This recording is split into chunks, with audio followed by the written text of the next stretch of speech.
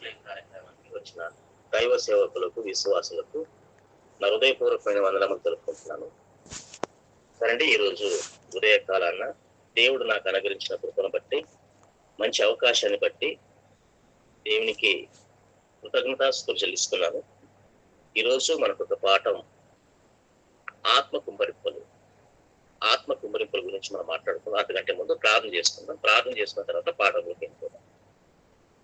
పరిశుద్ధుడు, ప్రేమగల మా పరలోకపు తండ్రి, మీ అమూల్యమైన ఘనమైన మీ ప్రేమకు హృదయపూర్వకమైన వదనములు, స్తోత్రము మా తండ్రి. ఇదిగో దేవా, ఈ రీతిగా తండ్రి ఆన్లైన్ క్లాస్ లో మీ అమూల్యమైన సంగతులు తండ్రి, ఎన్నో మాకు తెలియని సంగతులు తండ్రి నేర్చుకోవడానికి మీరు కృప చూపిన విధానాన్ని బట్టి వందనాలు, స్తోత్రాలు.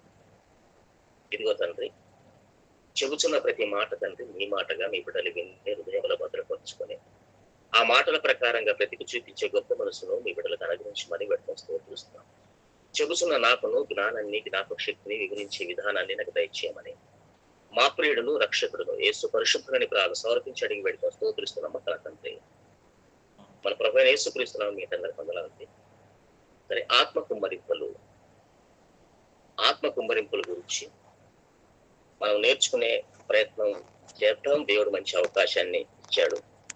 ఆత్మల గురించి మాట్లాడేటప్పుడు చాలా జాగ్రత్తగా మనం మాట్లాడాలి. ఎందుకంటే ఆత్మల గురించి చాలా మంది చాలా రకాలుగా మాట్లాడడం జరిగింది. కాబట్టి వారికి ఇష్టం వచ్చినట్టుగా ఆత్మను వాడుకుంటున్నారు. కాబట్టి ఆత్మ కుమ్మరింపులు ఎప్పుడు జరుగుతున్నాయి అన్న విషయం కూడా తెలియక, ఎప్పుడు జరిగాయన్న విషయం కూడా తెలియక చాలా మంది ఆత్మ కుమ్మరింపబడుతుంది ప్రతిసారి ఆత్మ గురించిన అవగాహన లేక చాలా మంది చాలా రకాలుగా ఆత్మ గురించి మాట్లాడుకోవడం మనం చూస్తూనే ఉన్నాం. ఎందుకంటే ఆత్మల గురించి ఎప్పుడైతే మనం అబద్ధంగా మాట్లాడామనుకో, ఆత్మకు వ్యతిరేకంగా మనం మాట్లాడితే తప్పకుండా యుగముందైనను రాబోయే యుగముందైనను మనకు క్షమాపణ లేదు. అందుకే ఆత్మల గురించి చాలా జాగ్రత్తగా మనం మాట్లాడుకోవాలి. మనకి ఇష్టం వచ్చినట్టుగా ఆత్మల గురించి మాట్లాడితే దేవుడు సహించడు, యేసు ప్రభు సహించడు, పరిశుద్ధాత్మ సహించడు. అందుకే ఆత్మ కుమ్మరింపులు అన్నది ఎప్పుడు జరిగాయి, ఎప్పుడు జరుగుతాయని చెప్పాడు దేవుడు అన్నది మనం తప్పకుండా నేర్చుకుందాం. ఒకసారి యెషయా గ్రంథానికి వెళ్దాం. యెషయా గ్రంథం, దేవుడు ఏం చెప్పాడు ఆత్మల గురించి, ఎవరికి ఆత్మను కుమ్మరిస్తారని చెప్పాడో ఆ విషయాలు మనం చాలా జాగ్రత్తగా నేర్చుకుందాం. ఎందుకంటే దేవుడు ప్రతి విషయం ఆత్మల గురించి మాట్లాడాడు. దేవుడు చెప్పినది ఖచ్చితంగా దేవుడే నెరవేరుస్తాడు. అందుకే దేవుడు చెప్పినది తప్పకుండా నెరవేరిందా లేదా అన్నది మనము తెలుసుకోవలసింది చాలా ఉంది. దేవుడు ఎవరికి ఆత్మను కుమ్మరించుతానని చెప్పాడో ఆ ఆత్మను కుమ్మరింపు జరిగిందా లేదా అనేది కొన్ని విషయాలు చాలా సంగతులు ఉన్నాయి బైబిల్లో. అన్ని సంగతులు నేర్చుకోవడానికి టైం లేదు కాబట్టి కొన్ని సంగతులు మీకు చూపించడానికి ప్రయత్నం చేస్తాను. యెషయా గ్రంథం 44వ అధ్యాయము మొదటి వచనం చదవండి. ఫస్ట్ మొదటి వచనం చదవండి. యెషయా గ్రంథం 44వ అధ్యాయం మొదటి వచనం. తొందరగా చదవగలిగిన వారు తొందరగా చదవండి. మనం తొందరగా పాఠంలోకి వెళ్ళడానికి మంచి అవకాశం ఉంటది. అయినను నా సేవకుడగు యాకోబు, నేను ఏర్పడిన ఇశ్రాయేలు వినుము అని చెప్తున్నాడు. ఎవరు చెప్తున్నాడు? ఇశ్రాయేలు చెప్తున్నాడు. ఇశ్రాయేల్కి ఏం చెప్తున్నాడు? మూడో వచనం చెప్తున్నాడు. ఏమని? నేను దప్పిక గల వాని మీద నీళ్లను, ఎండిన భూమి మీద ప్రవాహ జలమును కుమ్మరించెదను. నీ సంతతి మీద ఆత్మను కుమ్మరించి. నీ సంతతి మీద అంటే ఎవరి మీద? ఇశ్రాయేలుల మీద. నీ సంతతి మీద నా ఆత్మను కుమ్మరించేదను అన్నాడు. చాలా జాగ్రత్తగా ఆలోచించండి. దేవుడు చెబుతున్నాడు ఇశ్రాయేలుకి, ఇశ్రాయేలు యాకోబు చెబుతున్నాడు, ఇశ్రాయేలు చెప్తున్నాడు ఏమని, నీ సంతతి మీద నా ఆత్మను కుమ్మరించేదను అన్నాడు. చూడండి, అంటే ఇశ్రాయేల్ మీద కుమ్మరిస్తానన్నాడా, అన్యజనుల మీద కుమ్మరిస్తానన్నాడా? ఇశ్రాయేల్ మీద కుమ్మరిస్తానన్నాడు. ఇంతకి మనం ఇశ్రాయేలులా అన్యజనులా? ఒకవేళ మనం ఇశ్రాయేల్ అయితే మనం ఏ గోత్రం చెందిన వారు? చాలా మంది క్రైస్తవులు మనం ఇశ్రాయేలు చెప్పుకుంటున్నారు. చాలా మంది ఇశ్రాయేలు కాదు కదా, మనము అన్యజనులు, మనం అన్యజనులు. ఇశ్రాయేల్ అయితే ఏ గోత్రం చెందిన వారు మనం? ఆలోచించండి. దేవుడు చెప్తున్నాడు, నేను ఇశ్రాయేలుని మీద ఆత్మను కుమ్మరిస్తానని చెప్పాడు. మరొక మాట చూడండి, యెహెజ్కేలు గ్రంథము 39వ అధ్యాయము 39వ వచనం, 29వ వచనం. యెహెజ్కేలు గ్రంథము 39వ అధ్యాయము 29వ వచనం. అప్పుడు ఇశ్రాయేలుల మీద నేను నా ఆత్మను కుమ్మరించెదను. ఆలోచించండి. అప్పుడు ఇశ్రాయేలీల మీద నా ఆత్మను కుమ్మరించేదని వాగ్దానం చేస్తున్నాడు దేవుడు. ఎవరికి? ఇశ్రాయేలుకి వాగ్దానం చేస్తున్నాడు, బయటి జనులకు కాదు, దేవుని జనాంగానికి. దేవుని జనాంగం ఎవరు? ఇశ్రాయేలీయులు. నా జనమని ఎన్నోసార్లు ఇశ్రాయేలు గురించి దేవుడు చెప్పుకుంటూ వచ్చాడు. తన జనులకు, ఇశ్రాయేలీయులకు దేవుడు వాగ్దానం చేశాడు. ఏమని? ఇశ్రాయేలీయుల మీద నా ఆత్మను కుమ్మరించేదను, ఇశ్రాయేలీయుల మీద నా ఆత్మను కుమ్మరించేదను అంటూ చెప్పుకుంటూ వచ్చాడు. అప్పుడు ఏమైనా నెరవేరిందా? నెరవేరలేదు. దేవుడు చెప్పిన ఈ యొక్క వాగ్దానము ఇశ్రాయేలీయులు ఈ పాత నిబంధన కాలములో నెరవేరిందా అంటే నెరవేరలేదు. అందుకే మరొక వాగ్దానం చేశారు. చూడండి, ఒకసారి చూద్దాం. మరొక వాగ్దానము, అది చూసుకొని ముందుకెళ్దాం. యోవేలు గ్రంథం 2వ అధ్యాయం 28వ వచనం. యోవేలు గ్రంథము 2వ అధ్యాయము 28వ వచనం. యోవేలు గ్రంథము 2వ అధ్యాయము 28వ వచనం. తర్వాత నేను సర్వజనుల మీద నా ఆత్మను కుమ్మరించేదను అన్నాడు. ఇక్కడ బాగా గమనించండి, సర్వజనులు అన్నాడు కదా అని ఇది పట్టుకుంటున్నారు చాలా మంది. ఇక్కడ సర్వజనులు అన్నారు కదా అంటే అన్యజనులు మరి ఇశ్రాయేలీయులు అన్యజనులు అందరి మీద అన్నట్టుగా మాట్లాడుతున్నారు. ఇక్కడ అందరి మీద అనటం లేదు, ఇక్కడ సర్వజనులు అన్నాడు. సర్వజనులు అని చెప్పి మరి కింద చెప్తున్నాడు. ఏమని కింద చెప్తున్నాడు చూడండి, మీ కుమారులను మీ కుమారులు అన్నాడు. ఎవరు కుమారులు వీళ్ళు? అన్యజనుల కుమారులా, ఇశ్రాయేలు కుమారులా?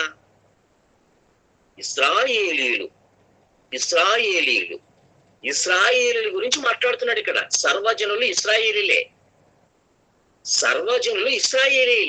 ఆ సర్వజనుల మీద కుమ్మరిస్తామని చెప్పాడు. ఏమని చెప్తున్నాడు? మీ కుమారులను మీ కుమార్తెలను ప్రవశించెదరు, ప్రవచనములు చెప్పుదురు అని చెప్తున్నాడు. మీ ముసలి వారు కనులు కందరు, మీ యమునులు దర్శనము చూతురు అన్నాడు.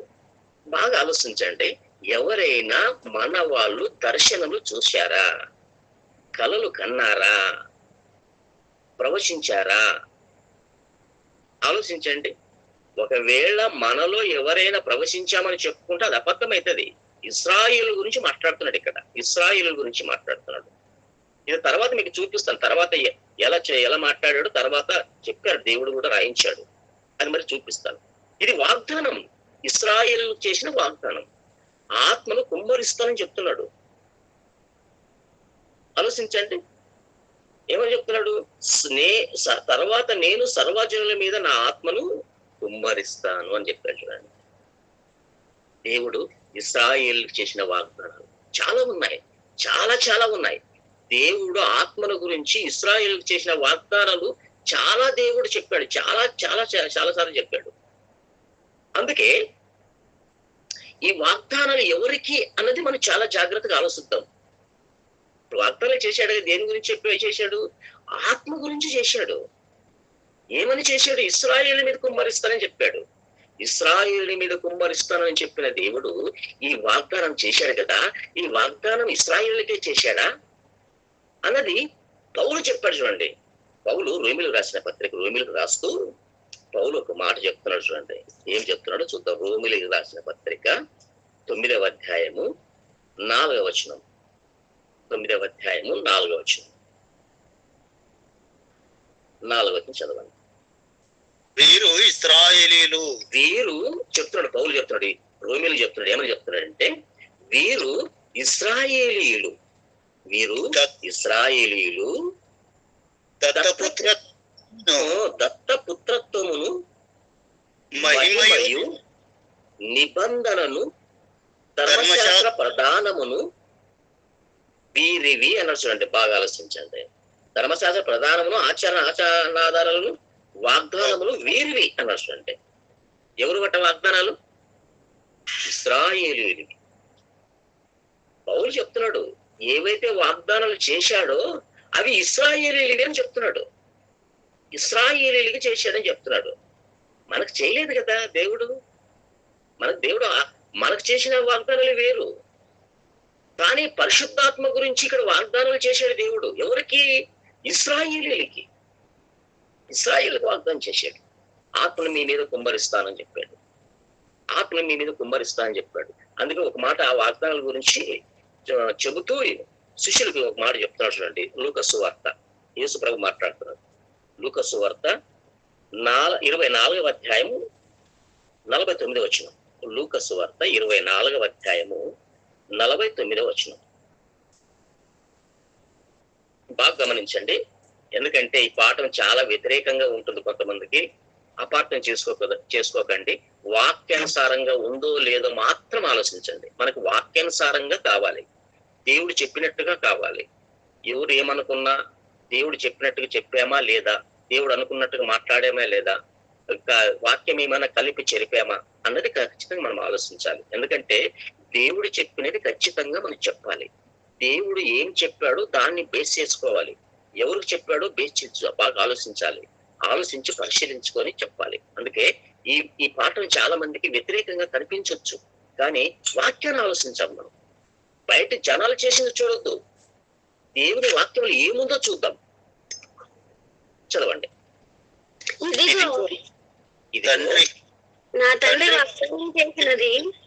నా తండ్రి చెప్తున్నాడు ఇశ్రాయేలుకి ఏదైతే వాగ్దానం చేశాడో యేసుక్రీస్తు చెప్తున్నాడు ఇక్కడ. ఇదిగో నా తండ్రి వాగ్దానం చేసినది మీ మీదికి పంపుచున్నాను అన్నాడు. చూడండి, మీ మీదికి పంపుచున్నాను అన్నాడు యేసుక్రీస్తు. మీ మీదికి పంపుచున్నాను, మీరు పైనుండి శక్తి పొందు వరకు పట్టణంలో నిలిచియుండుడని వార్త చెప్పాను. ఆలోచించండి, ఇది ఇంకా జరిగిందా జరగలేదా? ఇంకా జరగలేదు. దేవుడు ఎప్పుడు వాగ్దానం చేశాడు? పాత నిబంధనలో ఇశ్రాయేలుకి ఎన్నో సార్లు వాగ్దానం చేశాడు ఆత్మ గురించి. ఎన్నో సార్లు వాగ్దానం చేసిన అక్కడ ఏమైనా జరిగిందా? జరగలేదు. ఇక్కడ యేసు ప్రభు చెప్తున్నాడు, ఇప్పుడు చెప్పే మాట దగ్గర ఏమైనా జరిగిందా? జరగలేదు. ఇంకా జరుగుతుందని చెప్తున్నాడు ఇక్కడ. నా తండ్రి వాగ్దానం చేసినది మీ మీదికి పంపుచున్నాను అని చెప్తున్నాడు. ఈయన పంపాలి,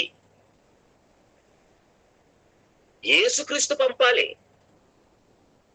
అందుకే యేసుక్రీస్తు గురించి అవగాహన మనకు ఉండాలి, తండ్రిని దేవుని గురించి అవగాహన మనకు ఉండాలి, పరిశుద్ధాత్మని గురించి అవగాహన ఖచ్చితంగా మనకు ఉండాలి. ఈ ముగ్గురు గురించి అవగాహన మనకు లేదు అనుకో, మనమంతా కలిపి చెరిపిన వారు అయిపోతాం. దేవుని వాక్యాన్ని కలిపి చెరిపిన వారం గనక మనం అయ్యామనుకో, మరి మనకి అసలు శిక్ష అన్నది క్షమాపణ అనేది ఉండదు. క్షమాపణ అనేది అసలే ఉండదు. అందుకే యేసుక్రీస్తు చెబుతూ నేను పంపిస్తానని చెప్తున్నాడు. చూడండి, తండ్రి చేసిన వాగ్దానము, నా తండ్రి వాగ్దానము చేసినది మీ మీదికి పంపుచున్నాను అన్నాడు. చూడండి, ఆలోచించండి. అంటే పంపుతున్నాడు, ఈయన వెళ్ళి పంపిస్తున్నాడు. ఈయన వెళ్ళాలి, ఆయన రావాలి. అర్థమవుతుందండి? అందుకే మరిచూద్దాం మరొక మాట చూద్దాం. అపోస్తుల కార్యము 1వ అధ్యాయము 4వ వచనం. అపోస్తుల కార్యము 1వ అధ్యాయం 4వ వచనం. ఆయన వారిని కలుసుకొని ఇలా ఆజ్ఞాపించాను,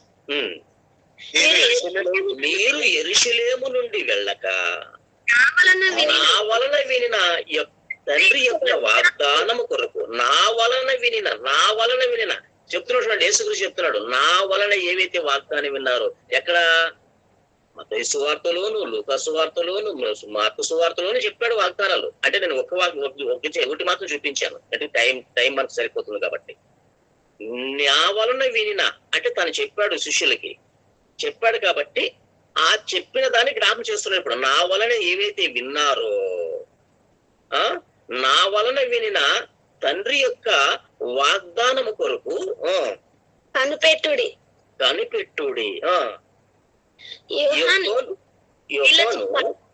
నీళ్లతో బాప్తీసం ఇచ్చాను గాని యోహాను ఏం చేశాడు? నీళ్లతో మీకు బాప్తీసం ఇచ్చాడు. కొద్ది దినములోగా మీరు పరిశుద్ధాత్మలో బాప్తీసం పొందేదారు అని. అంటే మీరు బాగా కనిపెట్టుడి. నేను ఏమైతే చెప్పానో పరిశుద్ధాత్మ గురించి, తండ్రి చెప్పిన వాగ్దానం ఏదైతే ఉందో ఆ పరిశుద్ధాత్మ గురించి, ఆ ఆత్మ గురించి ఏదైతే వాగ్దానం దేవుడు చేశాడో అది మీకు జ్ఞాపకం చేశాను. చాలా సార్లు జ్ఞాపకం చేశాను, చాలా సార్లు చెప్పాను. అది మీరు మరవకుండా మీరు జ్ఞాపకం ఉంచుకోండి అని చెప్తున్నాడు ఇక్కడ. అంటే ఇక్కడ కూడా ఇంకా జరగలేదని నాకు తెలుస్తుంది. అంటే ఎప్పుడు జరిగింది, ఎక్కడ జరిగింది? తండ్రి ఇశ్రాయేలులకు వాగ్దానం చేసి ఆత్మ గురించి వాగ్దానం చేసినది, నేను మీకు నా ఆత్మను కుమ్మరిస్తాను అని ఇశ్రాయేలుకి ఎప్పుడైతే వాగ్దానం ఎన్నో సార్లు చేశాడో, ఆ వాగ్దానం ఎక్కడ నెరవేరింది, ఎప్పుడు నెరవేరింది అన్నది తప్పకుండా మనం ఆలోచించాలి. మరొకసారి చెప్తున్నాను, పరిశుద్ధాత్మ గురించి వాగ్దానము పేతురు గారు ఒక మాట చెప్తున్నాడు. ఏమని చెప్తున్నాడు? అదే అపోస్తుల కార్యము 2వ అధ్యాయం 1వ వచనం. ఏం జరుగుతుందా? పేతురు గారు కాదు కానీ 2వ అధ్యాయం 1వ వచనంలో ఆ వాగ్దానం నెరవేర్పు జరుగుతుంది. చూడండి ఒకసారి. పెంతెకొస్తేను పండుగ దినం వచ్చినప్పుడు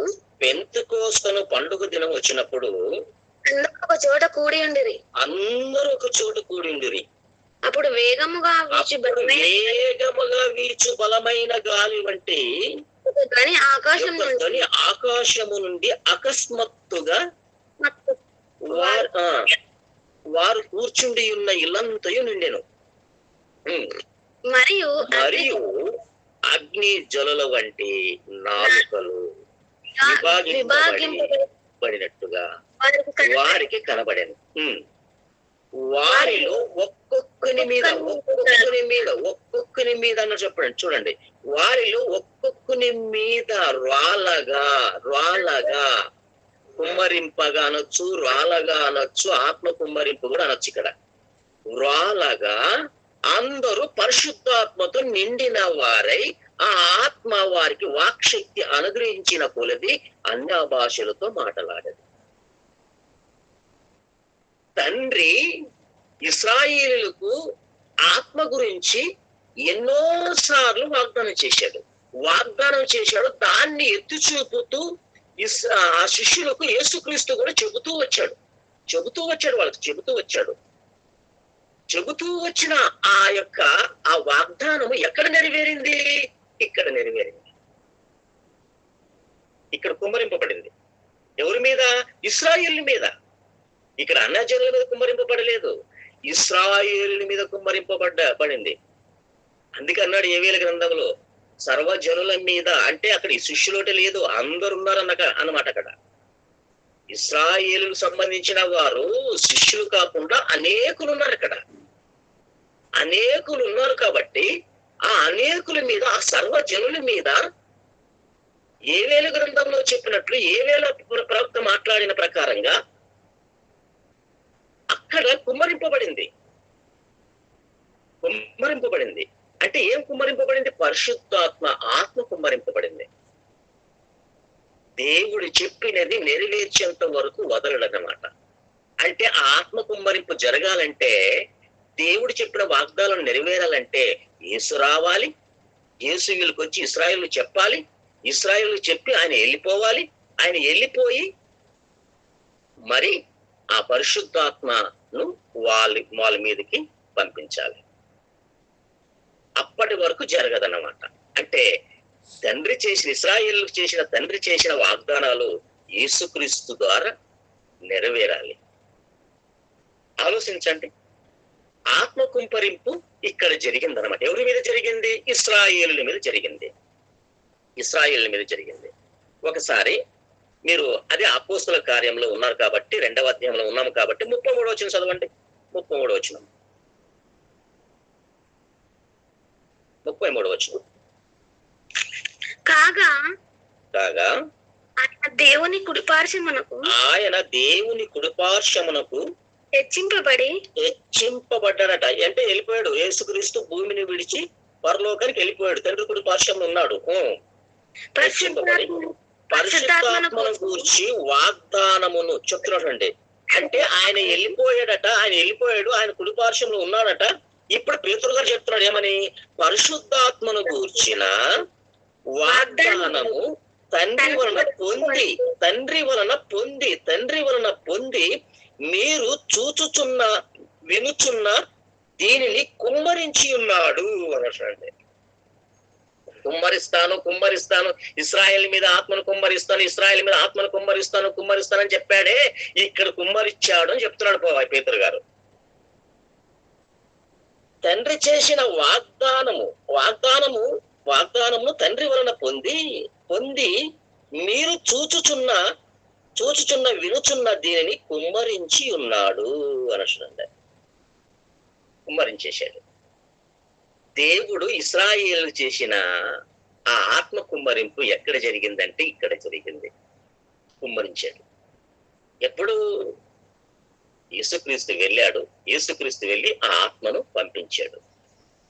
అక్కడ వాళ్ళు కూడుకున్న చోట ఆ మేడ గదిలో ఆత్మ వాళ్ళందరి మీద, సర్వజనుల మీద ఆత్మ కుమ్మరింపు అని జరిగింది.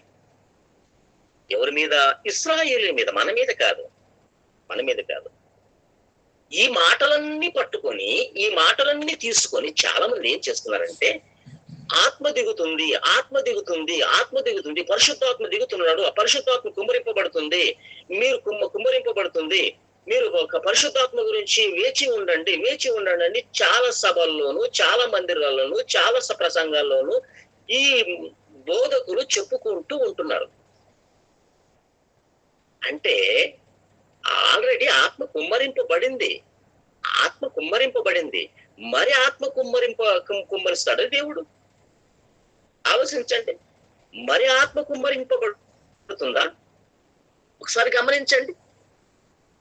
ఇక్కడ దేవుడు వాగ్దానం చేశాడా? ఒకసారి మరి ఏవేల గ్రంథానికి వెళ్తాం. ఒకసారి మరి, ఎందుకంటే ఈ మాట చదివాం కాబట్టి ఏవేల గ్రంథానికి వెళ్తాం. వాగ్దానం చేసినది ఇంకొక మాట. అదే అపోస్తల కార్యం 15 వచనం చదవండి. 2వ అధ్యాయం 15 వచనం. 2వ అధ్యాయం 15 వచనం. చాలా జాగ్రత్తగా ఆలోచించండి. వాక్యం టు వాక్యం ఉంటుంది కాబట్టి మీరు చాలా జాగ్రత్తగా మరొకసారి ఈ పాఠం అయిపోయిన తర్వాత మరొకసారి మీరు ఇంటికి వెళ్ళినా కానీ, ఇంట్లోనే ఉన్నారు కానీ, తర్వాత మరొకసారి మీరు దీన్ని రాసుకున్నారు కాబట్టి మీరు దీన్ని మరొకసారి మీరు ఆలోచించండి, చదవండి, నేర్చుకో అన్నాన్ని నేను అనటం లేదు కానీ తెలుసుకోండి అంటున్నాను.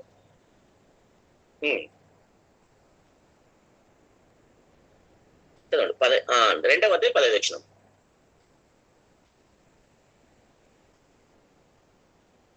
తల్లి అన్నయ్య చదవండి అన్నయ్య.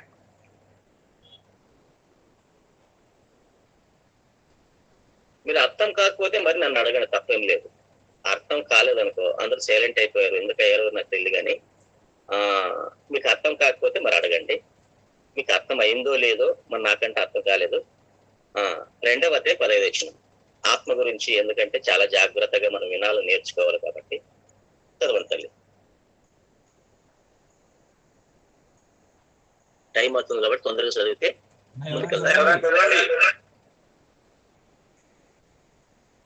అపోస్తుల కార్యం 2వ అధ్యాయం 15 వచనం. మీరు ఊహించినట్టు మీరు మత్తులు కాదు, ప్రొద్దు జోడిచి జామైనను కాలేదు యోవేలు ప్రవక్త ద్వారా మీరు బాగా చూడండి. ఇక్కడ చెప్తున్నాడు, పేతురు చెప్తున్నాడు, యోవేలు ప్రవక్త ద్వారా చెప్పబడిన సంగతి ఇదే అన్నాడు. చూడండి, ఏమనగా యోవేలు ప్రవక్త ద్వారా చెప్పబడిన సంగతి ఇదే ఏమనగా మనుషులందరి మీద అన్నాడా, కొందరి మీద అన్నాడా? అందరి మీద. అక్కడ కూడా సర్వజనుల మీద అన్నాడు. అంటే అందరి మీద నా ఆత్మను కుమ్మరించెదను, మీ కుమారులను మీ కుమార్తెలను ప్రవచించెదరు, మీ యవనులకు దర్శనములు కలుగును, మీ వృద్ధులు కలలు కందురు. ఆ దినములలో నా దాసుల మీదను అన్నారు. బాగా ఆలోచించండి. అక్కడ యోవేలు గ్రంథములో ఏవైతే చెప్పాడో ఇక్కడ నెరవేరిందని పేతురు చెప్తున్నాడు. అంటే నెరవేరింది, ఆత్మ కుమ్మరింపు నెరవేరింది. ఆత్మ కుమ్మరింపు నెరవేరింది. మరి ఏమైనా ఆత్మ కుమ్మరిస్తాడా? మరి ఆత్మ ఏమైనా కుమ్మరింపబడుతుందా? ఇప్పుడు ఎలాగైతే ఈ ఇశ్రాయేలు మీద, ఈ శిష్యుల మీద ఆత్మ ఎలాగైతే కుమ్మరింపబడిందో అదే రీతిలో ఎవరి మీదైనా కుమ్మరింపబడుతుందా అన్నది మనం ఖచ్చితంగా ఆలోచించాలి. ఒకసారి ఆత్మ కుమ్మరిస్తానని ఇశ్రాయేలు చెప్పుకుంటూ వచ్చాడు, కుమ్మరించాడు. మరి ఎక్కడైనా మరి ఆత్మను కుమ్మరిస్తాను, అన్య జనుల మీద కూడా ఆత్మను కుమ్మరిస్తాను ఏమని చెప్పాడా? లేదు.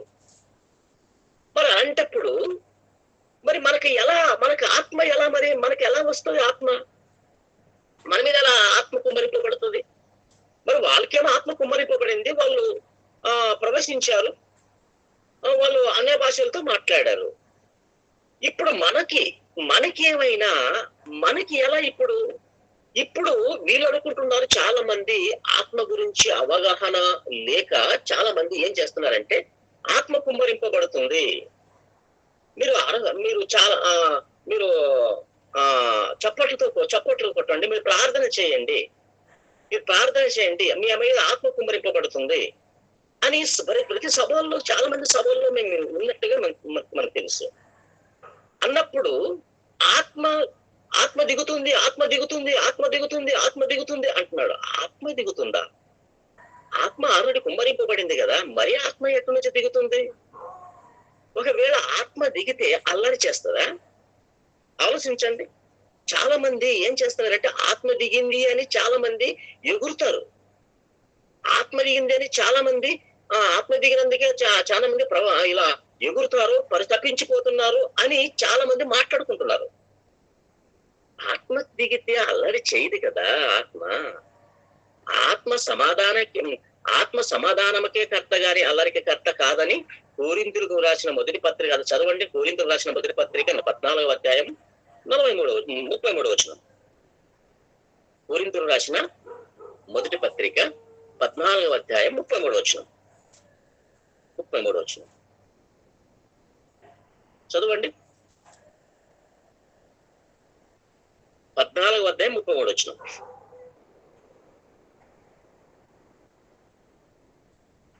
కొరింథీయులకు రాసిన మొదటి పత్రిక 14వ అధ్యాయం 33వ వచనం. ఉన్నారా ఎవరైనా? సంఘములన్నిటిలో దేవుడు అలాగే పరిశుద్ధుల సంఘం అన్నట్టు బాగా గమనించండి. ప్రతి మాటను మరి బాగా జాగ్రత్త ఆలోచించాలి. దయచేసి మీరు గమనించండి. అలాగే పరిశుద్ధుల సంఘములన్నిటిలో దేవుడు సమాధానమునికే కర్త గాని అల్లరికి కర్త కాదు. ఇప్పుడు దేవుడు సమాధానముకే కర్త అయినప్పుడు పరిశుద్ధాత్మ దేవుడు కూడా సమాధానం కర్త, యేసుక్రీస్తు కూడా సమాధానము కర్త. ఎక్కడైనా యేసుక్రీస్తు వచ్చి అల్లరి చేశాడా? ఎగురుమని చెప్పాడా? లేదు. మరి సమాధానంగా ఉండాలి ఏ సంఘములో కూడా అంతే. అందుకే అన్నాడు పరిశుద్ధుల సంఘములన్నిటిలో అన్నాడు. చూడండి, పరిశుద్ధుల సంఘం ఎలా ఉంటుందట? సమాధానం ఉంటదట, అల్లరి ఉండదట. సమాధానం ఉంటదట, శాంతితో ఉంటదట. ఏదైనా అల్లరి ఎక్కడ ఉండదట. ఇప్పుడు అల్లరి ప్రతి సంఘంలో అల్లరి జరుగుతుందంటే, కేకలు వేస్తున్నారంటే, ఎగురుతున్నారు అంటే అది ఏమంటారు? దాన్ని ఎగురడము, కేకలు వేయడము, అది ఏదో పైలకు వచ్చినట్టుగా ఎగురుతుంటారు కొంతమంది. పరిశుద్ధాత్మ కుమ్మరింపబడిందని ఎగురుతుంటారు చాలా మంది. అంటే పరిశుద్ధాత్మ దిగితే, పరిశుద్ధాత్మ కుమ్మరింపబడితే ఎగురుతారా? అల్లరి చేస్తారా? కేకలేస్తారా? దేవుడు ఏం చెప్పాడు? అల్లరి జరగదు, పరిశుద్ధుల సంఘములన్నిటిలో అల్లరి మాత్రం జరగదు, సమాధానమే ఉంటదని చెప్తారు. సమాధానంగా ఉంటదన్నమాట. ఏ ఆరాధనలో అయినా, ఎక్కడైనా, ఏ సంఘంలో అయినా, ఎక్కడైనా, ఏ సభల్లో అయినా సమాధానంగా ఉంటది, అల్లరి ఉండదు. ఏ సభల్లో చూడండి అల్లరి ఉంటది. మీరు బాగా గమనించండి. అల్లరి ఉంటది. అంటే అల్లరి చేయడము, ఎగరడము అలా ఉంటే అది అల్లరే అవుతుంది. చాలా మంది అనుకుంటారు ఆత్మ దిగింది కాబట్టి వాళ్ళు ఎగురుతారు, ఆత్మ దిగింది కాబట్టి వాళ్ళు పరితపించిపోతుంటారు అంటారు. ఆత్మ దిగడం లేదు. ఇప్పుడు ఆల్రెడీ ఆత్మ కుమ్మరింపబడింది. ఆత్మ దిగుతుంది. అలా దిగడం లేదు. ఎలా దిగుతుందో చూపిస్తాను ఇప్పుడు నేను. ఆత్మ ఎలా వస్తుందో నీలోకి చూపించడం జరుగుతుంది. ఇప్పుడు మనలోకి ఆత్మ ఎలా వస్తుందో మనం గమనించాలి. అప్పుడు ఇశ్రాయేలుకి వచ్చినట్టు మనకు రాదు. మనకి ఎలా వస్తుందో అన్నది చాలా జాగ్రత్తగా మీరు గమనిస్తే, అదే అపోస్తుల కార్యం 2వ అధ్యాయం 37వ వచనం చదవండి. 37వ వచనం, అపోస్తుల కార్యము 2వ అధ్యాయము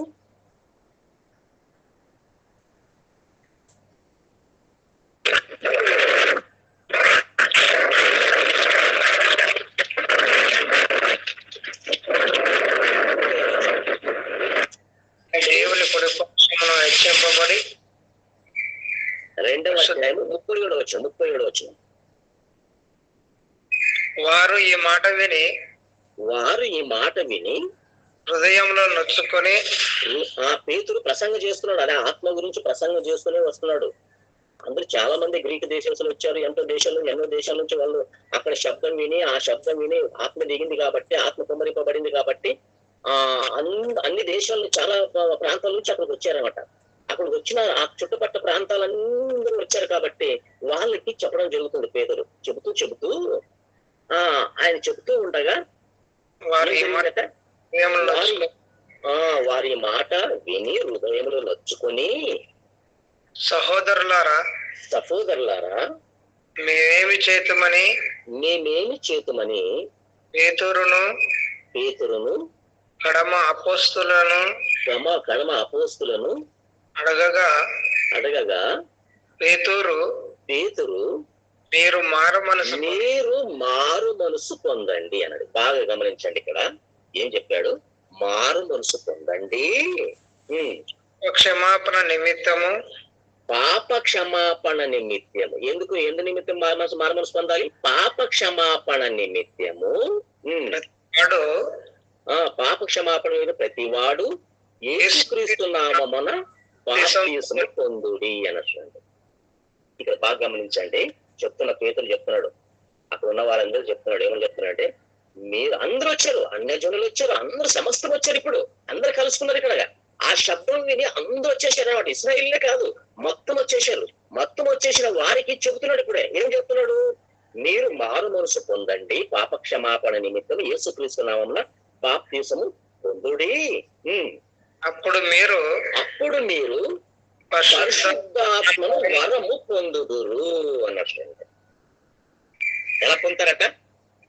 మారు మనసు పొందాలి, మారు మనసు పొంది పాపాలు కడుగు వేసుకోవాలి, బాప్తీసం పొందాలి. బాప్తీసం పొందిన వెంటనే, పాపాలు పోయిన వెంటనే ఎవరు వస్తారట? పరిశుద్ధాత్మ వరంగా ఇస్తాడు. వరం, ఒక వరంగా దేవుడు పరిశుద్ధాత్మను పంపిస్తాడు. ఎవరిలోకి? హృదయములోకి. నీ హృదయములోకి ఒక వరం వస్తుంది. ఏ వరం? పరిశుద్ధాత్మ వరం. ఎలా వస్తుంది? నీవు మారు మనసు పొందాలి, పాపాలు బాప్తీసం పొందాలి, పాపాలు కడుగు వేయబడాలి.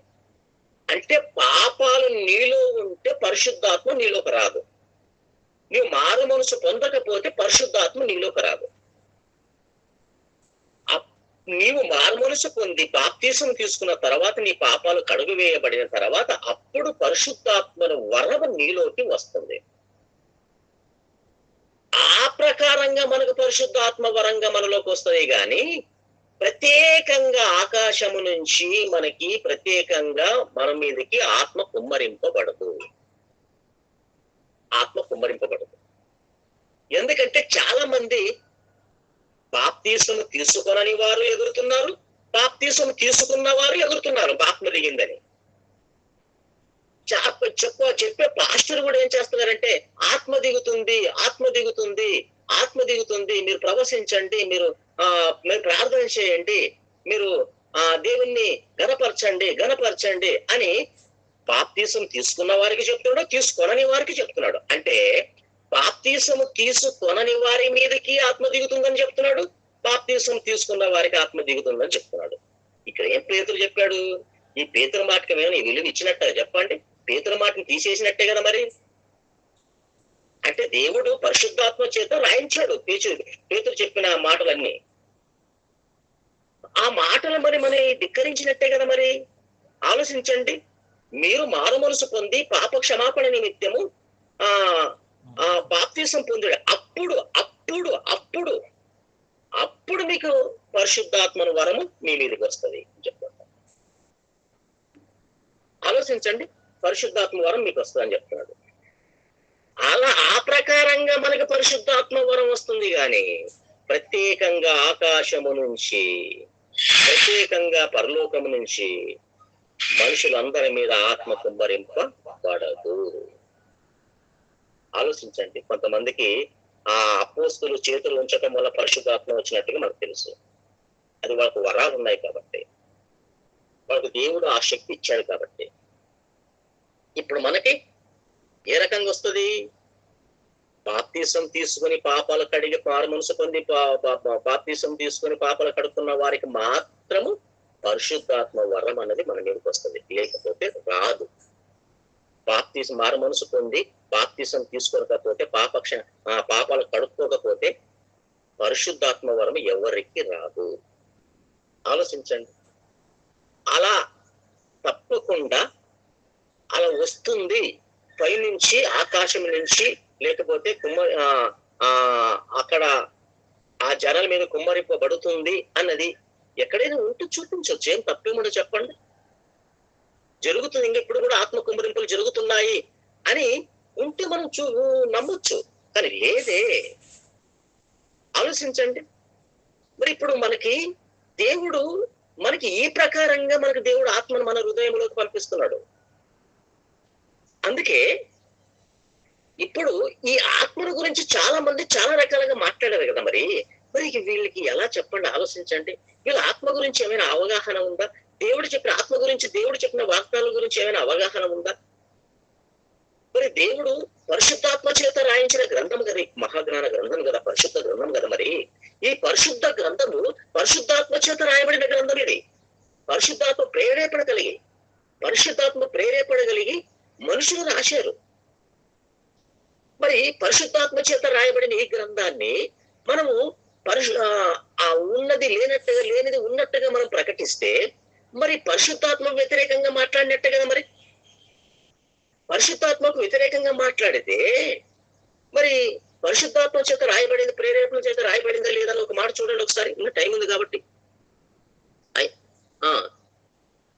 చూడండి ఒకసారి. పేతురు రాసిన మొదటి పత్రిక, రెండో పత్రిక, మొదటి అధ్యాయం 20-21 వచనం చదవండి. తొందర ముగించుకున్నాం. పేతురు రాసిన రెండో పత్రిక మొదటి అధ్యాయము 20-21 వచనం.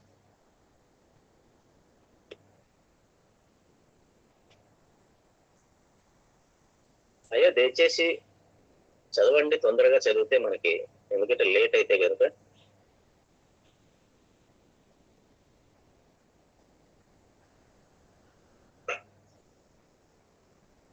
చదువుతారా?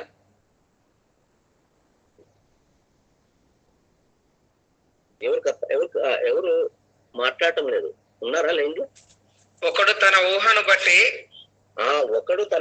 బట్టి చెప్పటం వలన లేఖనములో ఏ ప్రవచనమును పుట్టదని.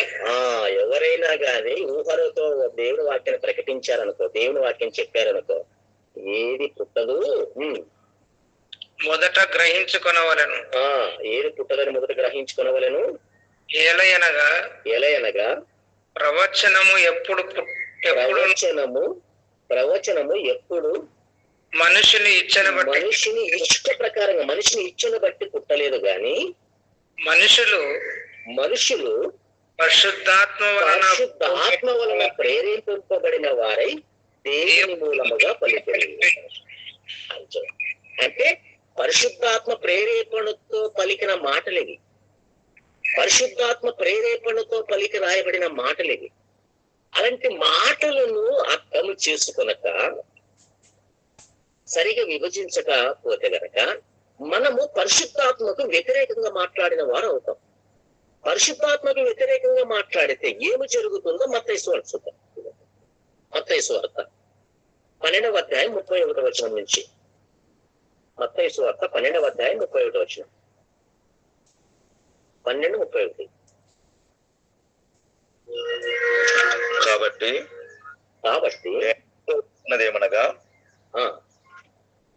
నేను మీతో చెప్పినది